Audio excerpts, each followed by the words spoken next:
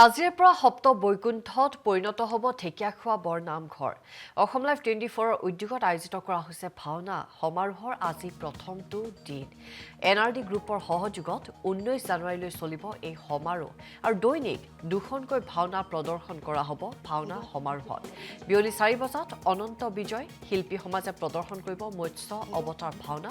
সমাৰোহখনৰ শ্ৰেষ্ঠ দললৈ আগবঢ়োৱা হ'ব 1 লাখ টকাৰ পুৰস্কাৰ। পুৰস্কাৰ শ্ৰেষ্ঠ দলে লাভ কৰিব মুক্তি যুঁজাৰু উপেন চন্দ্ৰ দাস সোঁৱৰণী বঁটা। দ্বিতীয় শ্ৰেষ্ঠ দলে 50,000 টকা সহ লাভ কৰিব বিদ্যাৱতী শৰ্মা সোঁৱৰণী বঁটা আৰু তৃতীয় শ্ৰেষ্ঠ দললৈ 25,000 টকা সহ আগবঢ়োৱা হ'ব ৰজনী বৰা সোঁৱৰণী বঁটা। আৰু এতিয়া পূৰ্ণ প্ৰস্তুতি চলা দেখিবলৈ পোৱা গৈছে। আজিৰ পৰা যেহেতু ভাওনা সমাৰোহ অনুষ্ঠিত হ'ব ঢেকীয়াখোৱা বৰনামঘৰত, সপ্ত বৈকুণ্ঠত পৰিণত হ'ব ঢেকীয়াখোৱা বৰনামঘৰ। অসম লাইভ 24ৰ উদ্যোগত এই ভাওনা সমাৰোহৰ আয়োজন কৰা হৈছে আৰু সমাৰোহৰ আজি হৈছে প্ৰথমটো দিন।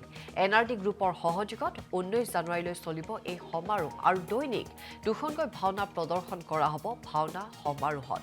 বিয়লি 4 বজাত অনন্ত বিজয় শিল্পী সমাজে প্ৰদৰ্শন কৰিব মৎস্য অৱতাৰ ভাওনা আৰু শ্ৰেষ্ঠ দললৈ আগবঢ়োৱা হ'ব 1 লাখ টকাৰ পুৰস্কাৰ। শ্ৰেষ্ঠ দলে লাভ কৰিব মুক্তি যুঁজাৰু উপেন চন্দ্ৰ দাস সোঁৱৰণী বঁটা। ইফালে দ্বিতীয় শ্ৰেষ্ঠ দলে 50,000 টকা সহ লাভ কৰিব বিদ্যাৱতী শৰ্মা সোঁৱৰণী বঁটা। তৃতীয় শ্ৰেষ্ঠ দলে লাভ কৰিব 25,000 টকা সহ ৰজনী বৰা সোঁৱৰণী বঁটা।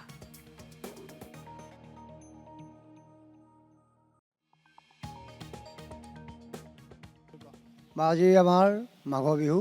এই মাঘৰ বিহুত আমি অসমবাসী ভাৰতবাসী ভাৰতৰ বাহিৰত থকা যিসকল প্ৰবাসী সকলোকে আমি ঢেকীয়াখোৱা বৰনামঘৰৰ অক্ষয় বন্তি তৰফৰ পৰা আশীৰ্বাদ প্ৰদান কৰিলোঁ।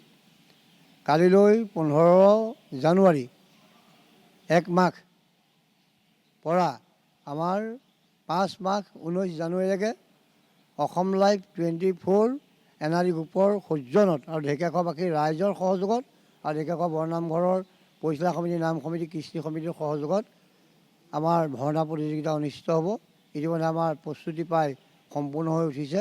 সেয়েহে আমি এই সুযোগতে সকলো ৰাইজকে আমাৰ এই ভাওনা উপভোগ কৰিবলৈ আহ্বান জনালোঁ। সকলো আহক, সকলো একেটা এনাজেৰে বান্ধ খাই গুৰুজনৰ কলা কৃষ্টি সংস্কৃতি আমি জীয়াই ৰাখি আমাৰ গুৰুজনৰ যি ভাওনা এই ভাওনা বিশ্বদৰবাৰত আমি প্ৰতিষ্ঠা কৰিবলৈ আগবাঢ়িছোঁ। তাৰ কাৰণে প্ৰভু ভগৱন্তৰ ওচৰত আশীৰ্বাদ বিচাৰিছোঁ আৰু লগতে যিজন মহান দাতাই এই 10খন ভাওনা আগবঢ়াই পেলাই তেখেতে সেৱা লৈছে, তেখেতৰ পৰিয়ালবৰ্গ, তেখেতৰ কৰ্মকৰ্তাসকল, তেখেতৰ ব্যৱসায় বাণিজ্য সকলো প্ৰভু ভগৱন্তই কুশলে ৰাখক আৰু নিৰাপদে কুশলে ৰক্ষা কৰক। পথে প্ৰবাসে জানে বাহনে তেখেতক ৰক্ষা কৰক আৰু অনাগত দিনত এই প্ৰভুৰ পবিত্ৰ তীৰ্থক্ষেত্ৰত কৰিবলগীয়া বহুতো কাম আছে।